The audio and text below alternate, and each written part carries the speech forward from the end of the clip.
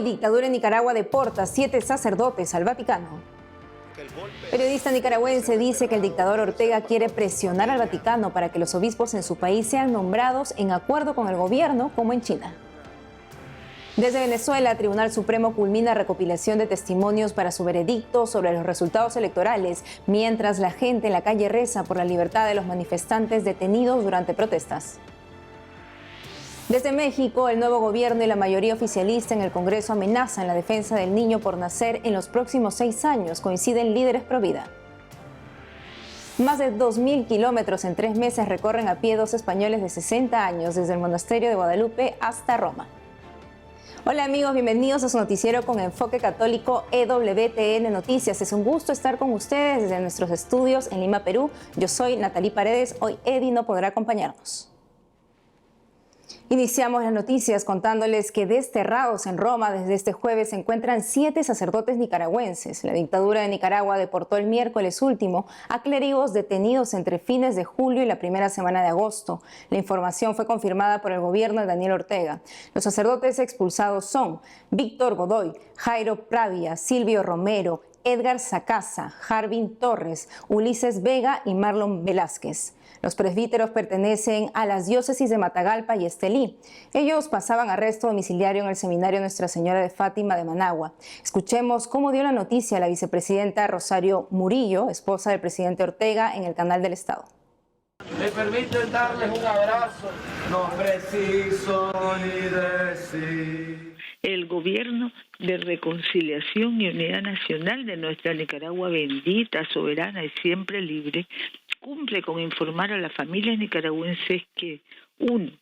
El día de ayer, miércoles 7 de agosto, salieron de Nicaragua hacia Roma 7 sacerdotes nicaragüenses que han llegado bien y que han sido recibidos por la Santa Sede. Ahora hablaremos con el periodista nicaragüense Miguel Mendoza, deportado por su información crítica sobre la dictadura, ahora radica en Estados Unidos. Desde ahí sigue e informa sobre los acontecimientos en su país. Nos dirá lo que sabe sobre la reciente deportación de los 7 sacerdotes. Estimado Miguel Mendoza, es un gusto tenerlo con nosotros en EWTN Noticias. Coméntenos qué detalles tiene de cómo se realizó esta deportación. Bien, hay que recordar que hace unos 10 días el régimen de Daniel Ortega y Rosario Murillo secuestró a una serie de sacerdotes, sobre todo en el norte del país. Es importante decir de que era la mayoría de la diócesis de Matagalpa, una ciudad importante de Nicaragua, donde el obispo era Rolando Álvarez, monseñor que estuvo secuestrado durante casi 2 años y que fue desterrado a inicio de este 2024. Y es casual, no es una casualidad que sean varios de los sacerdotes de su diócesis secuestrados, fueron enviados a seminario por cárcel. Los llevaron a la capital, a Managua, ahí los estuvieron bajo vigilancia policial durante unos 5 días, hasta hace un par de días que supimos que habían llegado 2 patrullas de la policía de Daniel Ortega y Rosario Murillo y se los habían llevado en un microbús con destino desconocido. Inmediatamente se supo que habían sido enviados al destierro, a Roma, y que fue un viaje de 18 horas. Ayer se conoció que cubrieron la ruta Managua, Panamá, Madrid, hasta llegar a Roma. Y son 7 sacerdotes más, ya se suman 46 en el último año y medio que han sido desterrados por el régimen que ve como adversaria a la Iglesia Católica. El propósito es terminar con una religión tan importante para todos los nicaragüenses. ¿Cuál es su opinión sobre este nuevo destierro de sacerdotes? Se especula con que en Nicaragua la dictadura estaba incómoda creyendo que desde Roma el obispo Rolando Álvarez seguía dando orientaciones a estos sacerdotes. Es la diócesis que la ven como totalmente adversaria y esa es la razón, porque no tiene otro sentido. También se cree de que Daniel Ortega y Rosario Murillo están tratando de presionar al Vaticano para que los obispos que aún hacen falta en algunas diócesis, porque han desterrado a 2, al obispo Mora, al obispo Álvarez, uno renunció de la diócesis de Jinotega, y el cardenal Brenes, que también ya por la edad tuvo que renunciar. Hay 4 diócesis que probablemente sean nombrados nuevos obispos y se cree de que el modelo que quieren presionar a el Vaticano es que sea igual al de China y al de Cuba, sobre todo en China, donde los obispos son nombrados bajo un acuerdo mutuo entre el Vaticano y el régimen chino. O sea, eso es lo que se presume que está buscando la dictadura detrás de tantos sacerdotes desterrados. Digo, ya suman 46, 9 vinieron en el avión de los 222 en febrero del 2023, después de pasar en la cárcel varios meses. Enseguida, en octubre, fueron desterrados 12. En enero de este año, 19 sacerdotes religiosos, entre ellos 2 obispos, y ahora ya se suman 7 más. Se presume que esa es la táctica que está buscando pues, el régimen, presionar al Vaticano para que sean obispos afines a su política, porque hay también sacerdotes que son cercanos al régimen de Ortega y Murillo. Quieren dominar todo, señor Mendoza, y usted tiene información acerca de cuáles son las condiciones en las que ejercen su labor ahora los sacerdotes, la iglesia en Nicaragua. Hay sacerdotes que ya están en algunas parroquias aquí en Estados Unidos, otros que han sido asignados a servir en Costa Rica, pero entre dificultades, porque yo imagino que para todos nosotros los que estamos en el exilio, a ellos no se les hace fácil el sobrevivir. Hay algo importante con la mayoría de los que fueron desterrados ayer, pues, que llegaron a Roma, y que la mayoría de ellos son sacerdotes que han tenido estudios en el Vaticano. O sea que a ellos no se les va a dificultar acostumbrarse a su nueva vida, a acomodarse al Vaticano, pero otros sí que ya están en edad avanzada, es bien complicado para ellos. Aunque el golpe de ser desterrado, de ser apartado de su familia, del aislamiento, eso es algo psicológico que no es fácil conllevar. Como usted menciona, ¿no? Es la dictadura que quiere acabar con toda la Iglesia Católica y que quiere lograr este propósito. Señor Mendoza, Miguel Mendoza, muchas gracias por la entrevista, gracias por toda la información que nos ha brindado. A usted, Natalie, aquí a la orden. Me permiten darles un abrazo, no preciso ni decir. Ahora nos vamos a Venezuela para conocer la última información respecto a la incertidumbre sobre las elecciones presidenciales del 28 de julio último.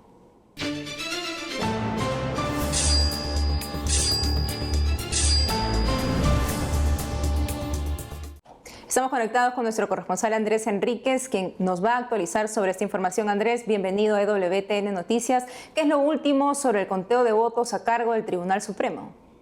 Sí, la situación política y social en Venezuela se hace cada día más tensa después de que Nicolás Maduro la semana pasada decidiera introducir ante el Tribunal Supremo de Justicia un recurso de amparo que pues protegería el resultado anunciado por el Consejo Nacional Electoral venezolano el 28 de julio, que lo adjudicó como ganador de las elecciones. Esta misma semana y siguiendo ese proceso judicial, Nicolás Maduro se presentó ante la Sala Electoral del Tribunal Supremo de Justicia junto con la gran mayoría de los candidatos opositores que participaron en las elecciones, a excepción de Edmundo González Urrutia, que decidió no asistir a la audiencia. Y precisamente en esa audiencia, pues los diferentes candidatos opositores presentaron ante el Tribunal Supremo de Justicia, pues, una serie de irregularidades que ellos consideran se dieron durante el proceso electoral para ser analizados por la misma sala del Tribunal Supremo. Hasta ahora el país está en vilo y espera cuál será la sentencia emanada desde la sala electoral del Tribunal Supremo de Justicia. ¿Y qué se sabe sobre Nicolás Maduro en este momento?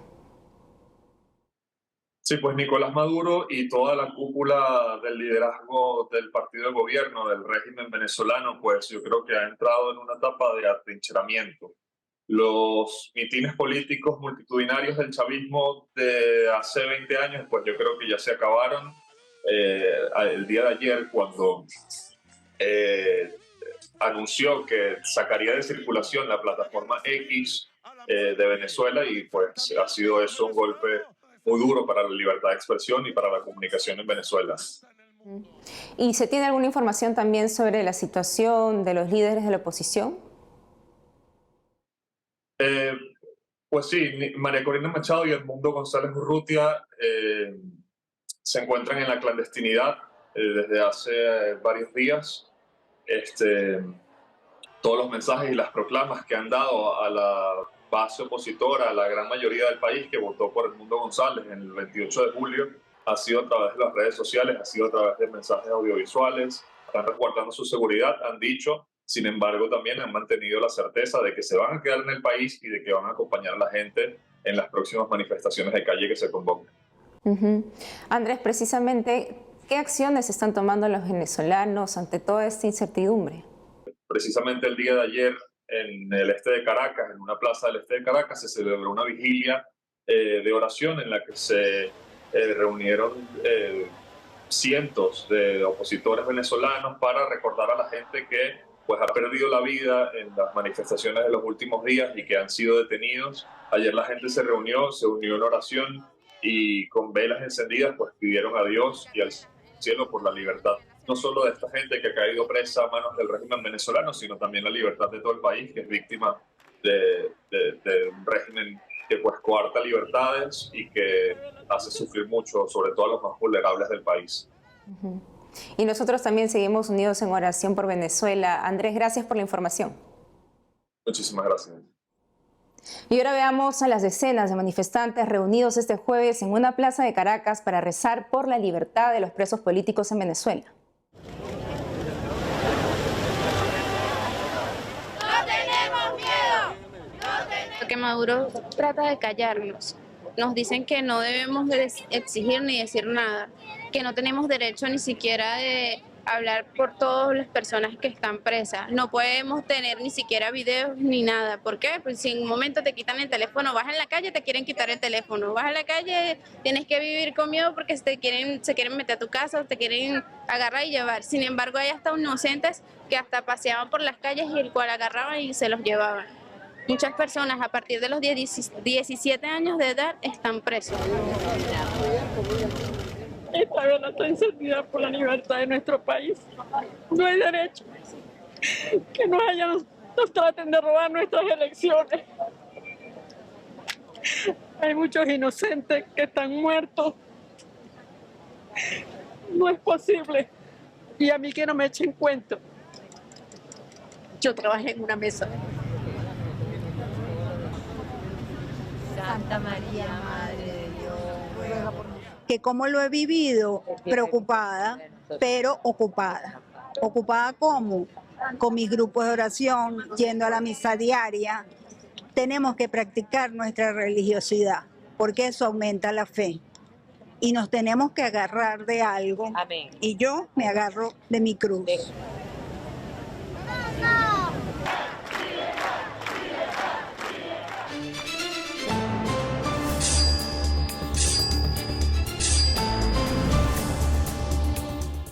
Nuestra atención ahora se dirige a México, donde lejos de atemorizarse por el crítico panorama que se vislumbra para la defensa de la vida con el gobierno de Claudia Sheinbaum, los activistas pro vida están llenos de ánimo para responder con creatividad la arremetida legislativa antivida. Nuestro corresponsal Diego López explica en qué situación recibe el nuevo gobierno la defensa del niño mexicano por nacer. 17 años han pasado desde que comenzó la despenalización del aborto en México y desde entonces ha cambiado mucho el panorama pro vida en el país. Derecho a la vida sigue siendo protegido en 20 estados de la República Mexicana. No obstante, otros 10 ya han modificado sus códigos penales para permitir el aborto, mientras que en Puebla y Coahuila aún deben resolver su situación en esta materia. Durante los últimos 6 años, bajo la presidencia de Andrés Manuel López Obrador y la influencia de su partido político, el Movimiento de Regeneración Nacional Morena, el aborto fue despenalizado hasta las 12 semanas de gestación en los estados de Hidalgo, Veracruz, Baja California, Colima, Guerrero, Baja California Sur, Quintana Roo y Aguascalientes. En Sinaloa, la despenalización se extendió hasta las 13 semanas y, de acuerdo a un experto, esta tendencia podría expandirse en todo el país en los próximos años. Desgraciadamente, la amenaza de que se sigan sumando estados a esta lista roja pues sigue en aumento.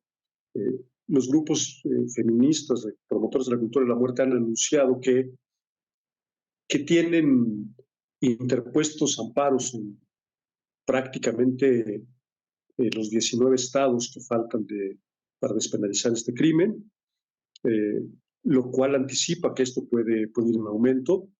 De entrada te puedo comentar que al día de hoy tenemos 4 amenazas latentes. Hernández señaló que la expansión de la despenalización del aborto en México se debe a varios factores, entre ellos el avance del partido político Morena y sus aliados en los congresos locales y una estrategia de activismo judicial impulsada por organizaciones civiles que apoyan el aborto. Con el triunfo de Claudia Sheinbaum, candidata de Morena en las elecciones presidenciales del pasado 2 de junio y la obtención de la mayoría en el Congreso de la Unión, el panorama para la protección del derecho a la vida se vislumbra como uno de los momentos más críticos en los últimos años. Por su parte, la organización Pasos por la Vida denunció que la despenalización del aborto en los códigos penales estatales no beneficia a las mujeres y afirma que no existen mujeres encarceladas en México por abortar o consentir su aborto. Según los datos más recientes obtenidos de las autoridades, un total de 118 personas, 7 mujeres y 111 hombres cumplen condena por delitos del aborto.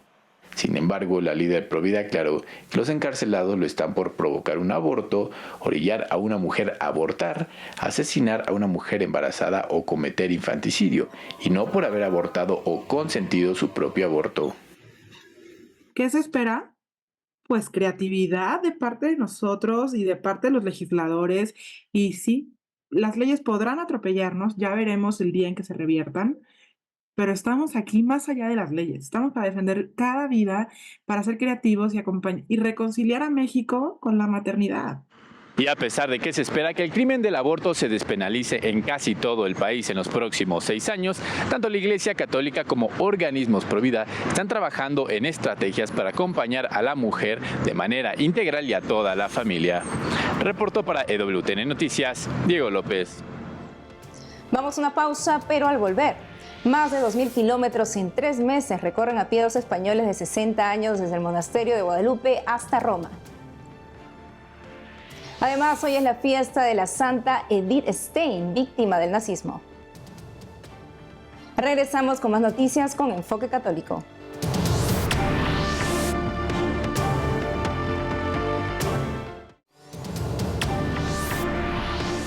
Y ahora le contamos que 2 amigos españoles de 60 años y 61 peregrinaron a pie desde el monasterio de Guadalupe hasta Roma. Caminaron alrededor de 3 meses, culminaron hace pocos días. Para contar esta magnífica experiencia, como ellos mismos la califican, estamos en contacto con Jesús Pino, uno de los que peregrinaron. Estimado señor Pino, es un gusto tenerlo en el programa. Coméntenos, ¿qué los animó a realizar esta peregrinación a pie? Pues nos animaron varias cosas. Una de ellas que somos aficionados a caminar, somos los 2 caminantes.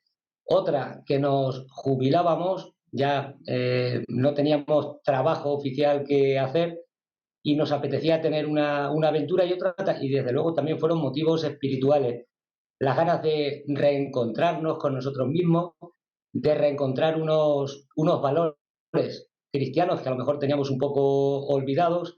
Y bueno, nos juntamos y nos preguntamos, ¿dónde podemos ir? Habíamos hecho ya el Camino de Santiago y en fin, nos pareció una aventura muy apetecible la de ir a Roma, una locura porque desde el monasterio de Guadalupe hay muchísima distancia, pero esto fue lo que nos motivó, estas razones. Y bueno, y finalmente pues se ha comprobado que fue un acierto y estamos los 2 muy contentos de haber logrado el objetivo. ¿Y nos podría describir cómo era un día de caminata? ¿Cómo lo recibía de repente la gente al lugar que llegaban?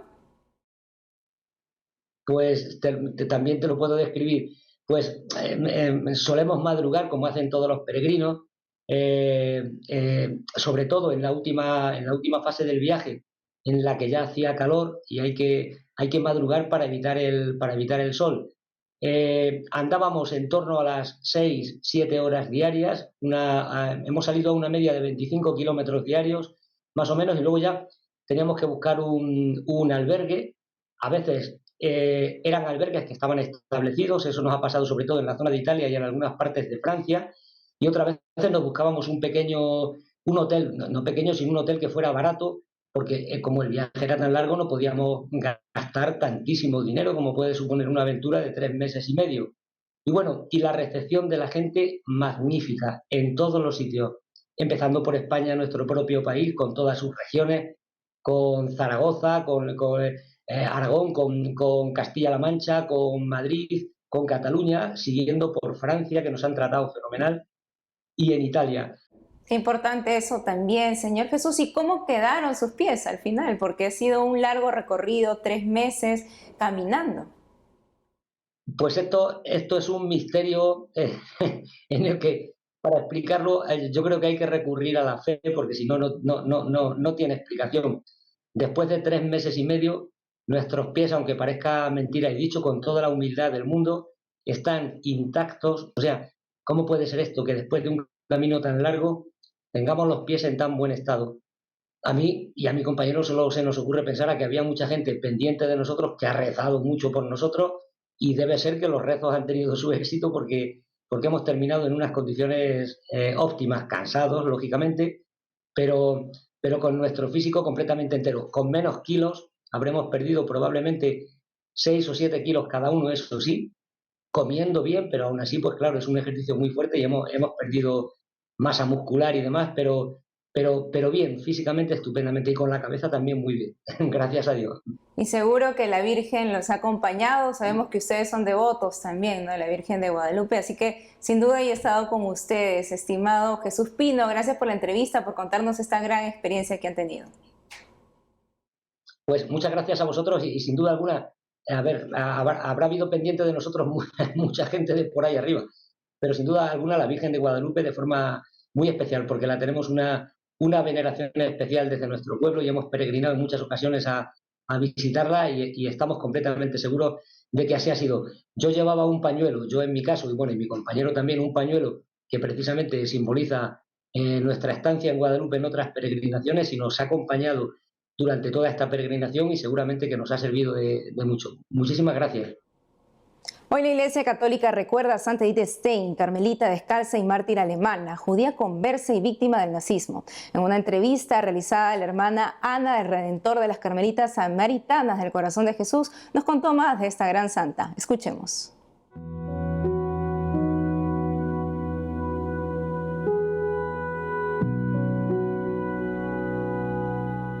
Hermana, ¿por qué se le conoce a Santa Edith Stein como copatrona de Europa? Bueno, el título se lo quiso dar San Juan Pablo II, y es porque la importancia que ha tenido ella para forjar el pensamiento de la actual Europa. ¿Cómo fue su conversión al catolicismo? Pues es una conversión muy interesante, es muy progresiva. Ella pasa desde incluso el ateísmo cuando es adolescente, por la filosofía, la psicología, a través del estudio, y es a través de amigos católicos que ella conoce que llega a conocer a Cristo, y concretamente leyendo a Santa Teresa de Ávila es cuando ella descubre la verdad de Jesucristo y decide bautizarse. ¿Cuáles han sido sus virtudes más resaltantes? Ella tiene muchas virtudes, pero a mí me gusta destacar su humildad, porque siendo una mujer que tenía un gran intelecto y muchas dotes humanas, al final ella supo negar su propia inteligencia y ser dócil a la acción de Dios y, no sé, dejar de lado tantas cosas para servir a Dios. Así es, uno de los libros más destacados de ella es La ciencia de la cruz. ¿Qué significa para todo católico llevar la cruz?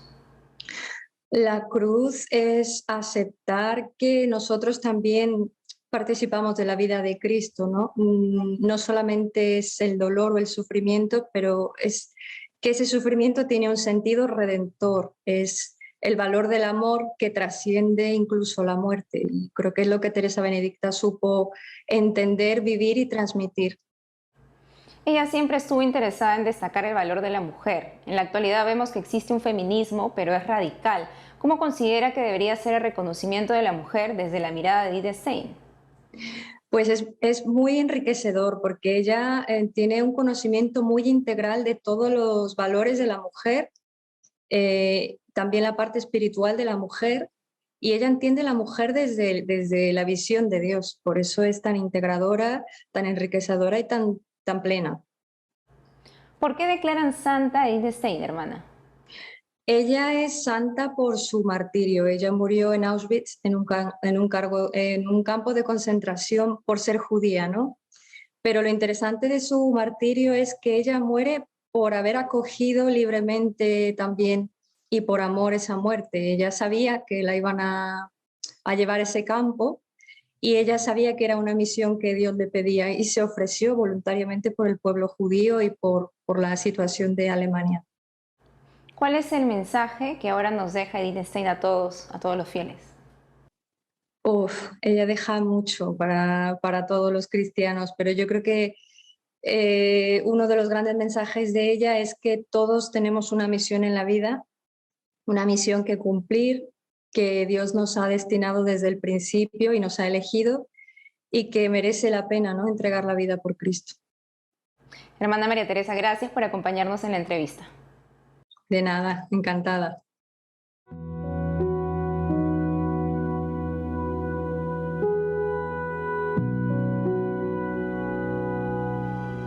Amigos, esto ha sido todo por hoy. Gracias por habernos acompañado. Ya saben que pueden seguirnos en nuestras redes sociales y en ewtnnoticias.com. Hasta el lunes.